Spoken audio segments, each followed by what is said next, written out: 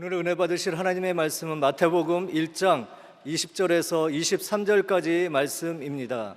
마태복음 1장 20절에서 23절까지 말씀을 다 같이 봉독하겠습니다. 이 일을 생각할 때에 주의 사자가 현명하여 이르되 다윗의 자손 요셉아 내 아내 마리아 데려오기를 무서워하지 말라. 그에게 잉태된 자는 성령으로 된 것이라. 아들을 낳으리니 이름을 예수라 하라. 이는 그가 자기 백성을 그들의 죄에서 구원할 자이심이라 하니라. 이 모든 일이 된 것은 주께서 선지자로 하신 말씀을 이루려 하심이니 이르시되 보라 처녀가 잉태하여 아들을 낳을 것이요 그의 이름은 임마누엘이라 하리라 하셨으니 이를 번역한즉 하나님이 우리와 함께 계시다 함이라. 아멘. 옆에 분과 인사 나누겠습니다. 오늘은 참으로 좋은 날입니다. 사랑의 예수님이 우리와 함께 계십니다. 예수님 안에서 좋은 일이 있습니다.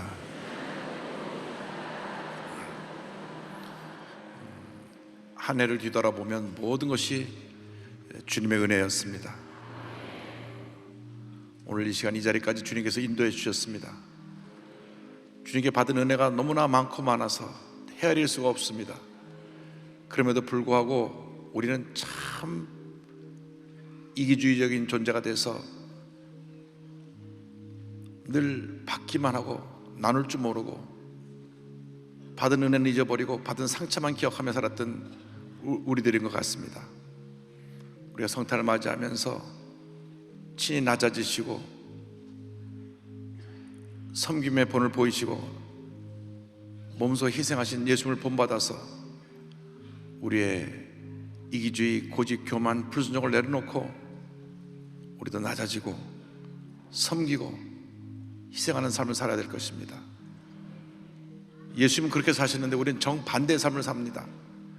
나만 위해 달라고 그러고 나만 높아지려고 그러고 더 가지려고 그러고 더 가지기 위해서 남을 짓밟고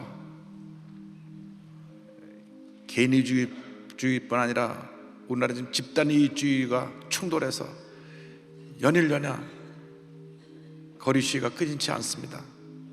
우리 믿는 사람들이 잘못해서 이 나라가 이렇게 된 것입니다. 우리 1,200만 크리스찬이 먼저 섬기고 낮아졌더라면 이 세상은 한결 아름다워졌을 것입니다. 우리가 오늘 우리의 고집과 교만과 불순종을 회개하고 겸손의 모습으로 오신 예수님을 우리 마음의 주인으로 모시는 귀한 시간 되기를 바랍니다. 우리가 주여 삼창하고 우리의 죄를 회개하면서 겸손의 주님을 우리가 모시도록 하겠습니다. 주여 주여 주여. 사랑과 은혜와 잘못하신 하나님 아버지, 우리는 받기만 하고 주님 앞에 드릴 줄을 모르고 주님의 우리는 받기만 하고 남을 섬길 줄 모르고 우리 높아지려고만 하고 하나님 앞에 낮을 줄 몰랐던 우리의 죄와 고집과 불순종과 교만을 회개합니다. 용서하여 주옵소서. 더 높아지려고 하고 더 가지려고 하고 나만 위해 달라고 하고 내가 받은 상처만 기억하고 남에게 준 상처는 기억하지 못했던 우리들의 연약함과 어리석음을 용서하여 주옵소서. 철저한 이기적인 존재로 살았습니다. 하나님 아버지, 남을 배려하지 아니하고 늘 내 중심으로 살았던 우리들의 죄와 허물을 회개하니 용서하여 주옵소서. 우리 대한민국이 이렇게 어려움 가운데 있는 것, 우리 예수 믿는 사람들이 먼저 잘못한 것을 회개하지 않고 들으며 그들과 동행하게 살았기 때문에 그같은 잘못이 이 땅에 당해온 것이오니 주여 저들의 죄와 허물을 용서하여 주옵소서. 저들의 잘못을 용서하여 주옵소서. 우리가 깨어지고 낮아지고 겸손하고 섬기고 희생하는 본을 보여서 상처 입은 사회를 치유할 수 있게 하여 주옵시고 나눠진 사회를 하나로 묶을 수 있게 하여 주옵시고 예수님의 겸손과 사랑의 정신으로 이 세상을 변화시켜 나가는 제 모두가 될 수 있도록 주님 은혜 내려 주옵소서. 주님 역사하시고 함께하여 주시옵소서. 기쁘고 기쁘도다 항상 기쁘도다 나 주께 왔사오니 복 주옵소서.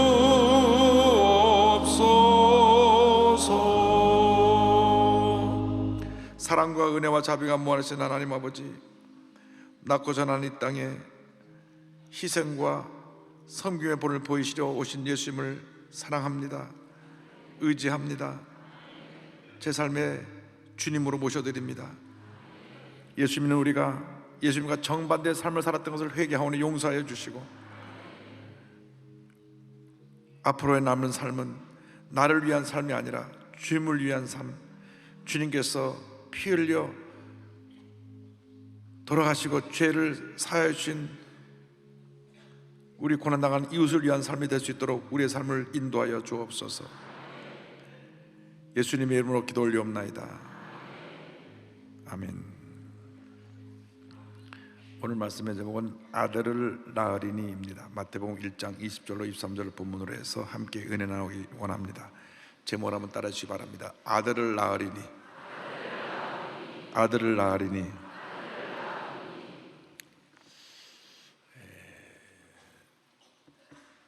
성탄절이 바로 눈앞에 다가왔습니다. 성탄절은 하나님의 아들이신 예수님께서 온 인류의 죄를 사하시기 위해 이 땅에 육신을 입고 오신 날입니다. 예수님의 탄생은 인류 역사상 최대의 기적이고 축복의 사건입니다. 예수님은 모든 것을 아낌없이 주시기 위해서 이 땅에 오신 것입니다. 이상 모든 사람은 살기 위해 태어나지만 예수님은 이 땅에 우리 위해서 죽으시기 위해 태어나셨습니다. 이 주님의 놀라운 은혜와 사랑에 우리는 한평생 감사하고 또 감사하고 또 감사한 삶을 살아야 될 것입니다. 그런데 이 예수님은 이 땅에 오실 때 성령으로 말미암아 잉태되어 이 땅에 오셨습니다.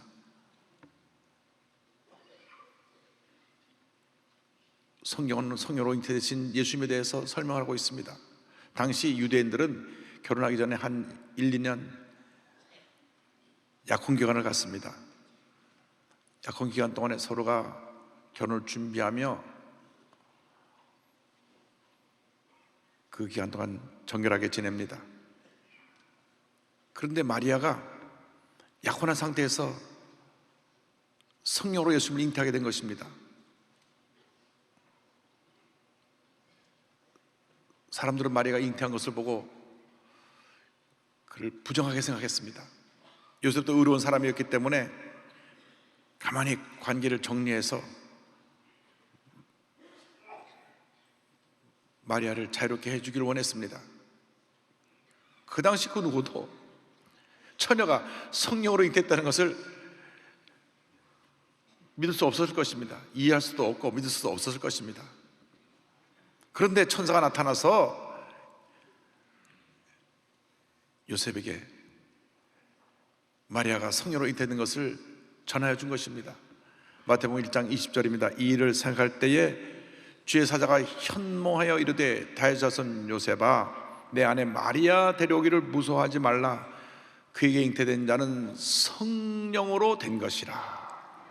성령으로 된 것이라. 예수님이 남자의 후손으로 태어나지 않으시고 성령으로 말미암아 여자의 후손으로 태어나실 것을 이미 창세기에서 예언하고 있습니다. 아담과 하와가 죄짓고 타락했을 때에 장차 예수님이 여자의 후손으로 오셔서 마귀의 머리를 상하게 할 것을 예언했던 것입니다. 창세기 3장 15절입니다. 내가 너로 여자와 원수가 되게 하고 내 후손도 여자의 후손과 원수가 되게 하리니 여자의 후손은 내 머리를 상하게 할 것이요 너는 그의 발꿈치를 상하게 할 것이니라 하시고, 이상 모든 사람은 다 남자의 후손으로 태어난 사람들입니다. 그래서 이씨 집안에 태어난 사람이 성이 이씨고, 김씨 집안에 태어난 사람이 성이 김씨고, 박씨 집안에 태어난 사람이 성이 박씨인 것입니다. 어머니의 몸을 빌려서 태어났지 그 아이가 태어난 것은 그 아버지인 것입니다. 다 남자의 후손으로 태어났습니다. 그래서 남자의 후손으로 태어난 사람 가운데 죄에서 자유로운 사람은 단 한 사람도 없습니다.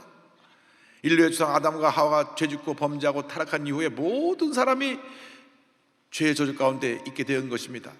로마서 3장 23절을 말씀합니다. 모든 사람이 죄를 범하였음에 하나님의 영광에 이르지 못하더니. 그렇습니다. 모든 사람이 죄를 지었기 때문에 하나님의 영광에 이르지 못하게 된 것입니다. 오직 단 한 분, 인류상 단 한 분, 예수님만 육신의 아버지 없이 성령으로 잉태되셔서 마라의 몸을 빌려 죄성이 없는 여자의 후손으로 태어나신 것입니다. 잠시 마라의 몸을 빌리셨을 뿐 예수님은 성령으로 잉태되어 태어나신 하나님의 아들이신 것입니다. 이렇게 성령으로 잉태되어 태어나신 예수님은 한평생 성령님과 동행하는 삶을 사셨습니다. 예수님께서 심령에게 침례를 받으실 때 성령이 임하셨습니다. 그때부터 그의 공생애가 시작됩니다. 40일간 광야에서 금식하시며 마귀의 시험 받을 때도 성령의 이끌림을 받아서 그 모든 시험을 물리치고 승리하셨던 것입니다. 누가복음 4장 1절은 설명합니다. 예수께서 성령의 충만함을 입어 요단강에서 돌아와서 광야에서 40일 동안 성령에게 이끌리시며 그랬습니다. 예수님은 시험을 받으셨으나 성령의 능력으로 모든 시험을 물리치고 승리하셨습니다. 3년 반 공생의 기간 동안에도 성령의 능력으로 그 귀한 사명을 감당하시고 십자가에 달리신 것입니다. 사도행전 10장 38절에 이와 같이 설명합니다. 하나님의 나사렛 예수에게 성령과 능력을 기름 붓듯 하셨음에 그가 두루다니시며 선한 일을 행하시고 마귀에게 들린 모든 사람을 고치셨으니 이는 하나님이 함께 하셨습니다. 그리고 십자가 달려 돌아가신 후 사흘 만에 부활하시고 40일 동안 계시면서 하늘나라의 일을 선포하시고 승천하시기 전에 마지막 자들을 모아놓고 분부하신 것도 성령으로 충만을 받으라는 것입니다. 성령의 침례를 받고 성령의 충만을 받아 귀한 사명을 감당하여 복음의 증인이 될 것을 말씀해 주셨습니다. 사도행전 1장 4절과 5절입니다. 사도와 함께 모이사 그들에게 분부하여 이르시되 예루살렘을 떠나지 말고 내게서 들은 바 아버지께서 약속하신 것을 기다리라. 요한은 물로 침례를 베풀었으나 너희는 면할이 못되어 성령으로 침례를 받으리라 하셨느니라. 이 말씀에 의지해서 저들이 열흘 동안 간절히 기도할 때 오순절날 성령 받고 권능 받아서 복음의 증인으로 쓰임 받게 된 것입니다. 우리가 진정으로 예수님을 사랑한다면, 예수님 뜻대로 살기를 원한다면 예수님과 같은 그러한 모습으로 변화되어서 사람들에게 예수의 사랑을 전하기 원한다면 우리는 반드시 성령의 충만함을 받아야 되는 것입니다. 성령의 충만을 받아도 되고 안 받아도 되는 것이 아니라 반드시 성령의 충만을 받아야 됩니다. 성령의 충만을 받을 때 우리는 우리 마음속에 다가오는 모든 염려, 근심, 걱정을 물리칠 수가 있고 우리에게 다가오는 죄의 유혹을 물리칠 수가 있고 가슴을 펴고 당당하게 믿음의 전쟁을 해나갈 수가 있으며 하나님의 영광을 드러내는 주님의 귀한 일꾼이 되는 것입니다. 성령으로 충만하여서 여러분의 모습이 예수님을 닮아가게 되기를 바랍니다. 여러분의 생각이 예수님의 생각으로 변화되고 예수님의 말이 예수님 말처럼 변화되고 무엇을 하든지 성령의 사람이 되어서 예수님의 아름다운 그 사랑의 섬김의 모습이 나타나기를 주님의 이름으로 축원합니다. 여러분을 통하여서 예수님이 나타나고 예수님이 존경을 받을 때 주님께서 여러분을 통하여 놀라운 일을 이루어 주실 것입니다. 그러므로 우리는 한평생 반드시 성령의 사람으로 살아야 합니다. 둘째로 예수님은 우리를 죄에서 구원해 주기 위해 오신 구세주 예수님이 되십니다. 마태복음 1장 21절에 성경 말씀합니다. 아들을 낳으리니 이름을 예수라 하라. 이는 그가 자기 백성을 그들의 죄에서 구원할 자이심이라 하니라. 천사가 요셉에게 아기의 이름을 지어주었습니다. 예수라 하라. 예수라고 하는 말의 구약의 이름은 여호수아인데 헬라식 이름이 바로 예수입니다. 그 뜻이 구원자입니다. 예수님은 우리를 죄에서 구원해 주기 위해 오신 구원자이십니다. 구세주이십니다. 우리가 예수를 믿는 그 순간 우리는 죄에서 자유를 받게 되고 구원을 얻게 되는 것입니다. 마귀의 노예였던 우리가 신분이 바뀌어서 하나님의 축복된 자녀로 바뀌어지는 것입니다. 예수를 믿기 전에는 죄가 하나님과 우리 사이를 가로막았습니다. 죄로 인해서 우리가 스스로 하나님께 나아갈 수가 없었던 것입니다. 그러한 절대절망적인 존재를 구원해 주시기 위해서 예수님이 친히 육신의 몸을 입고 이 땅에 오신 것입니다. 그래서 우리의 모든 죄를 짊어지고 십자가에 달려 돌아가신 것입니다. 구원의 길은 오직 예수 그리스도 한 분밖에 없습니다. 어떤 사람은 말합니다. 모든 종교에 구원의 길이 있다고 말합니다. 그렇지 않습니다. 우리를 죄에서 구원하여 주시고 우리에게 영생을 주실 분은 오직 예수 그리스도 한 분밖에 없는 것입니다. 사도행전 4장 11절은 말씀합니다. 다른 이로서는 구원을 받을 수 없나니 천하 사람 중에 구원을 받을 만한 다른 이름을 우리에게 주신 일이 없음이라 하였더라. 그렇습니다. 예수님만이 우리의 구원의 길이 되신 것입니다. 예수님만이 구주가 되시는 것입니다. 하나님이신 예수님이 친히 육신의 몸을 입고 이 땅에 오셔서 우리의 모든 죄를 짊어지시고 십자가에 죽으심으로 죄값을 치르시고 친히 구원자, 구세주 예수님이 되신 것입니다. 예수님만이 위대한 승리자가 되시고 구세주가 되십니다. 더 이상 죄와 사망의 고통에 줄려러 살지 않게 되기를 바랍니다. 우리 위해 십자가를 돌아가신 예수님을 바라보고 믿음으로 전진 또 전진해 나가기를 바랍니다. 요즘 한국의 이단들이 여기저기 생겨나가지고 자기 교주는 죽지 않는다 그럽니다. 제가 식당에 가서 어떤 종업원에게 전도를 하니까 교회 다닌다 그래요. 그렇냐고. 그런데 저희 교회 목사님이 성령님이시래요. 신천지구나. 그 이단은 자기 교주가 영생불사한다고 합니다. 그러나 반드시 죽을 것입니다. 인간이 신이 될 수가 없습니다. 예수님만이 우리의 구세주가 되시고 우리의 구원자가 되시는 것입니다. 그래서 성경 전체의 요절이 요한복음 3장 16절입니다. 3장 16절로 다 같이 고백하겠습니다. 하나님이 세상을 이처럼 사랑하사 독생자를 주셨으니 이는 그를 믿는 자마다 멸망하지 않고 영생을 얻게 하려 하심이라. 예수를 믿는 자마다 구원받고 멸망하지 않고 영생을 얻게 되는 것입니다. 예수를 믿을 때 구원의 은혜가 임하게 되는 것입니다. 죄와 저주가 떠나가고 영생의 축복이 임하게 되는 것입니다. 구원을 받기 위해서 많이 헌금을 해야 되는 것도 아니고 선한 일을 많이 해야 되는 것도 아닙니다. 그것은 구원 받고 난 후에 우리가 구원의 열매로 선한 일을 많이 행하고 돈을 잘 벌어서 선한 일에 많이 쓰고 구제하고 그렇게 어려운 이웃을 돕는 데 쓰는 것이지 그것이 구원의 전제 조건이 될 수가 없습니다. 우리가 예수를 믿기만 하면 구세주 예수님이 우리와 함께 하시고 우리의 일생을 인도해 주실 것입니다. 주님과 한평생 동행하며 살아가는 여러분 되시기를 주님의 이름으로 축원합니다. 이 구세주 예수님은 셋째로 우리와 영원히 함께 하시는 주님이 되십니다. 예수를 믿은 그 순간부터 하나라 갈 때까지 절대로 주님은 우리를 떠나지 아니하십니다. 마태복음 1장 23절에 이와 같이 말씀합니다. 보라 처녀가 잉태하여 아들을 낳을 것이요 그의 이름은 임마누엘이라 하리라 하셨으니 이를 번역한즉 하나님이 우리와 함께 계시다 함이라. 이것은 이사야 선지자가 예언한 것입니다.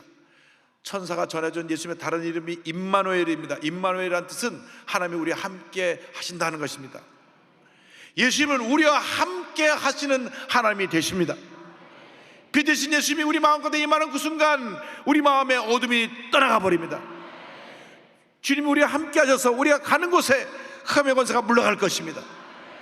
우리가 가는 곳에 예수님의 생명이 비춰져서 저들에게 희망과 예수님의 사랑이 증거될 것입니다.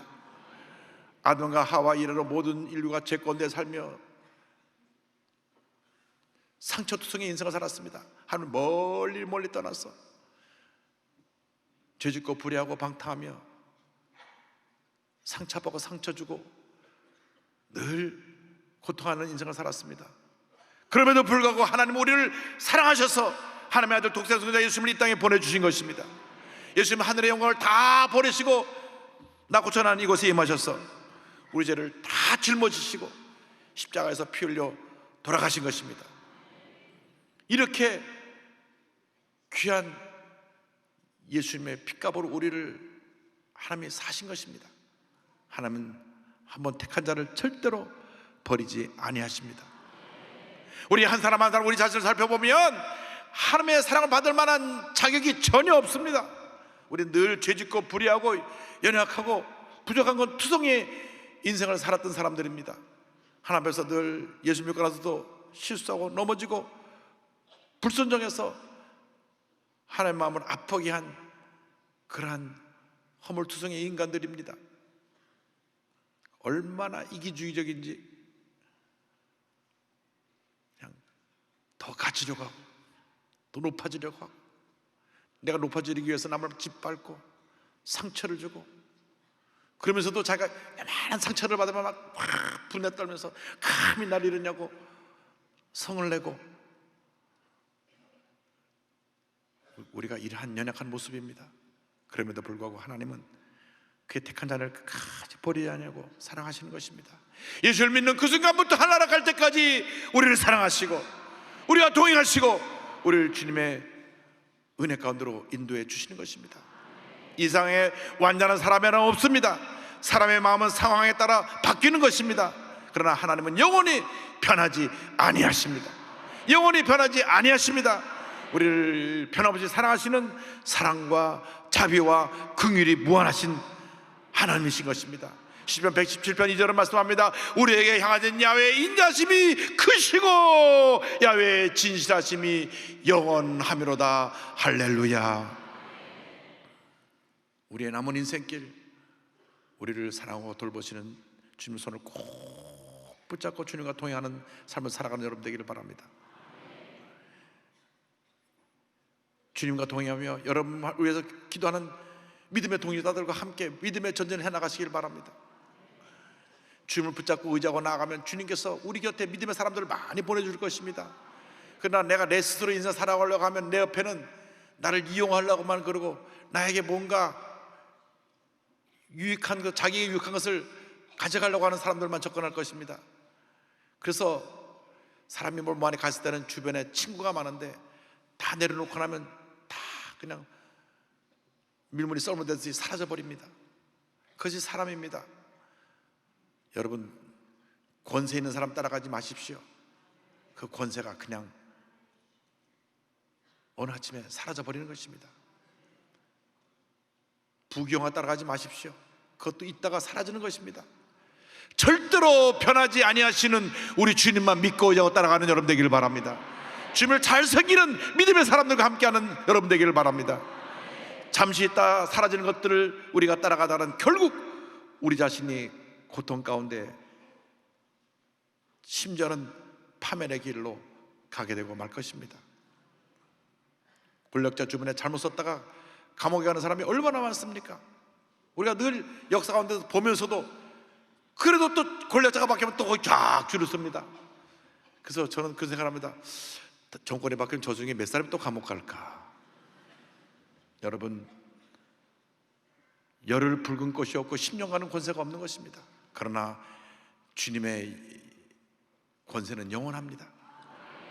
주님의 영광은 영원한 것입니다. 주님의 은혜와 자비와 사랑은 영원한 것입니다. 주님만 믿고 의지하고 따라가는 여러분 되기를 바랍니다. 주의 손을 꼭 붙잡고 믿음으로 전진 또 전진 또 전진해 나가시기 바랍니다. 예수께서 승천하시기 전에 마태복음 28장 20절에 이 같은 축복의 말씀을 주셨습니다. 내가 너에게 분반 모든 것을 가르쳐 지키게 하라. 내가 세상 끝날까지 너희와 항상 함께 있으리라. 내가 세상 끝날까지 너희와 항상 함께 있으리라. 너희와 항상 함께 있으리라. 할렐루야. 얼마나 주님 은혜 감사한지요. 서울 영동교회 김장남 장로님이 지난주에 저한테 책을 한 권 보내주셨어요.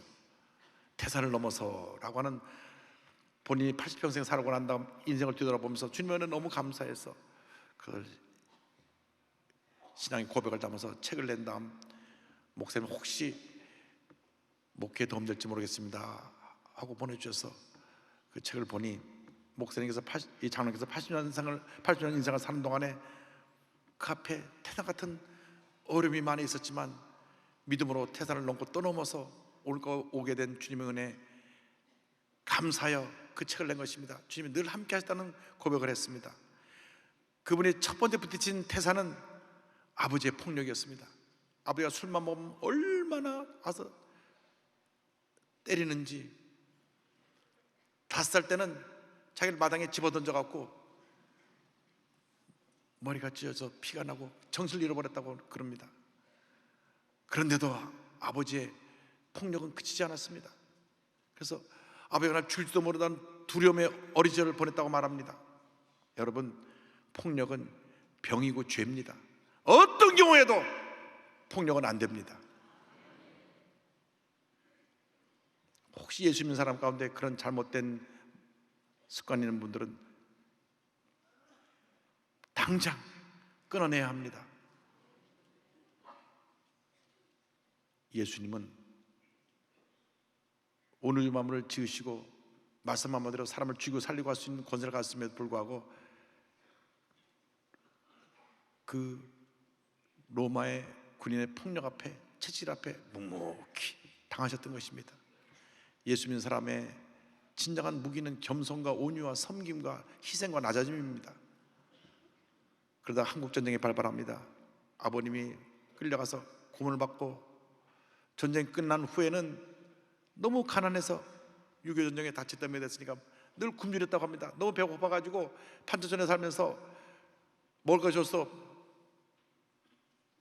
맹물만 들이켰다고 하는 그런 고백을 했습니다. 너무 가난하니까 대학은 꿈도 꾸지 못하고 나가서 일을 해야 했습니다. 얼음 과자 장사도 하고, 배터리 공장 가서 일하고, 벽돌 공장 가서 일하고, 버스에 벗겨는 일하고, 온갖 일을 다 했는데 아버님이 또 병으로 돌아가셨어요. 돌아가신 다음에 호르몬이야 7남매의 생계를 책임져야 했습니다. 중학교 때부터 교회는 다녔는데 믿음이 깊지 않았다가 이제 아버지 돌아가시고 보니 온 가정에 책임을 져야 되니까 그때 주님께 매달렸습니다. 주 앞에 나서 너무나 힘들어하니까 주님 나를 도와주옵소서, 나를 살려주옵소서. 하늘이 주 앞에 나서 기도하고 또 기도하고 또 기도하고 또 기도했습니다. 여러분, 힘들고 어려울 때 주님 앞에 나와 부르짖으시기 바랍니다. 매달리시기 바랍니다. 그때부터 주님의 은혜가 임하기 시작했습니다. 나와서 열심히 기도하니까 주님의 은혜를 주셔서 어머니도 따라 나와서 기도 예배 드리고 기도하기 시작했고, 온 통사도 함께 나와서 같이 주님을 섬기게 되었습니다. 그러자 하나님이 가족을 돌봐주시고 축복의 문을 열어주셨습니다. 그가 법원 공무원 시험에 합격해서 다른 동료보다 빠르게 승진하게 되었고, 자녀들 다 복을 주셔서 7남매 중에 장로님이 4분 나왔어요. 권사님 1분, 집사님 2분 나왔고, 그 자식 세대에 목사님 2분, 외교관 1분, 회계사 3분이 나왔어요. 그 사업가가 나왔습니다. 할렐루야! 얼마나 감사합니까? 기도하고 또 기도하고 또 기도했더니 하나님이 그렇게 복을 주셔서 장로님, 목사님 가정을 만들어 주시고, 외교관도 나오고 회계사도 나오고 복받은 인생을 살게 해주셨어요.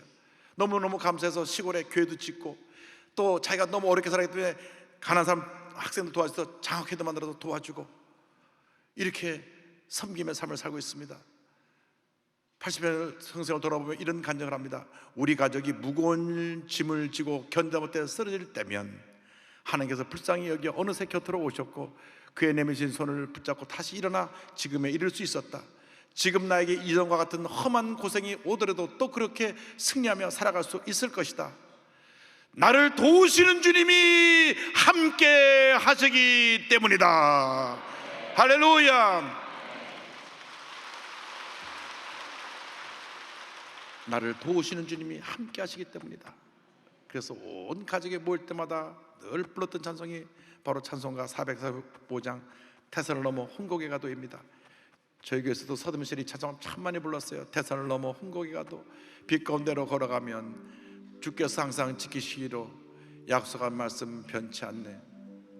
캄캄한 밤에 다닐지라도 주께서 나의 길 되시고 나에게 밝은 빛이 되시니 길어버릴 염려 없네.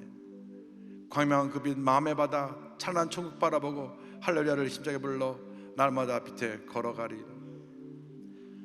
하늘의 영광 하늘의 영광 나의 맘속에 차고도 넘쳐 할렐루야를 힘차게 불러 영원히 주를 찬양하리.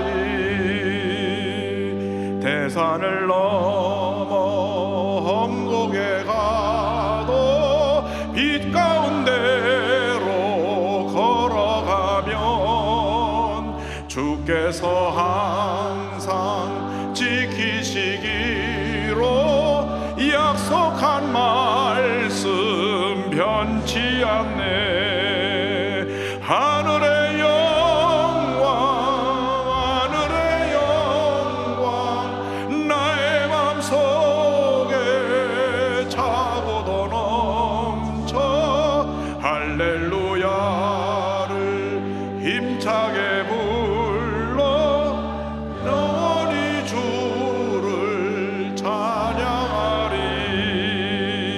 캄캄한 밤에 다닐지라도 주께서 나의 길 되시고 나에게 밝은 빛이 되시니 길 잃어버릴 염려 없네. 하늘의 영광 하늘의 영광 나의 맘속에 차고도 넘쳐 할렐루야를 힘차게 불러 영원히 주를 찬양하리. 우리 인생길이 아무리 험하고 우리 앞에 태산 같은 문제 어려움이 놓여있다고 할지라도 주님이 함께 하시면 능히 태산 같은 문제를 넘어갈 수가 있고 어떤 험곡도 능히 통과할 수 있고 어떤 문제도 능히 우리가 해결해 나갈 수가 있는 것입니다. 주님이 함께 하시면 우리 마음에 하늘의 영광이 많은 것입니다. 우리의 인생의 마지막 순간까지 임마누엘 주님이 함께 하시기 때문에 어떤 고통도 어떤 고난도 어떤 괴로움도 어떤 슬픔도 우리를 넘어뜨리지 못할 것입니다.